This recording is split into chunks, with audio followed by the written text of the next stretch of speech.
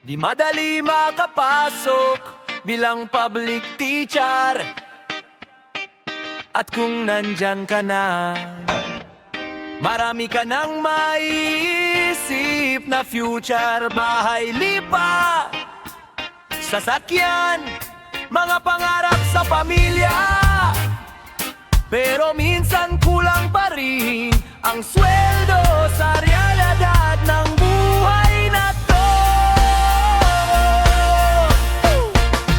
Okay lang kung mapera ka bago ka pa naging teacher.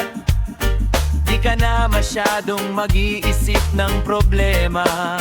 Pero kung tulad namin, wala pang sariling bahay, di talaga maiwasan pumunta sa bangko para maglahal.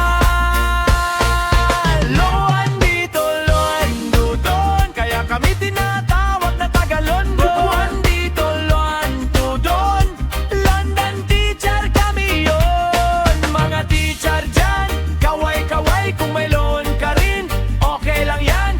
Loan dito, loan doon, London teacher kami yon. Maraming nagsasabi malaki daw sweldo ng teacher, kaya raw marami kaming pera at buhay ay masaya. Sus, kung alam nyo lang ang tunay na eksena, pagdating ng sweldo may pila na agad sa bayaran. Electric, tubig, tuition, internet pa sa bahay. Pagkatapos ng lahat, bulsa mo halos wala nang laman. Loan dito, loan doon, kaya kami tinatawag na Tagalondo. Loan dito, loan doon, London teacher kami yon. Mga teacher dyan, kaway-kaway kung may loan ka rin, okay lang yan. Loan dito, loan doon, London teacher kami yon. May nagsasabi pa nga wag kang mag-aasawa ng teacher, kasi raw puro lanan lang ang laman ng buhay nila. Pero di nila alam ang sakripisyo sa eskwela para sa kinabukasan ng mga batang umaasa.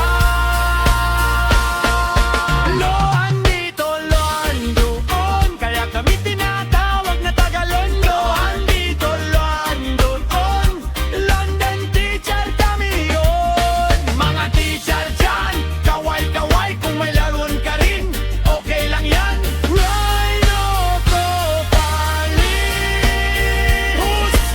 husgahan. Hindi namin pili ang hirap na to, ang mahalaga malinis ang konsensya namin. Walang ninakaw sa kaban ng bayan, at patuloy kaming nagtuturo para sa kinabukasan na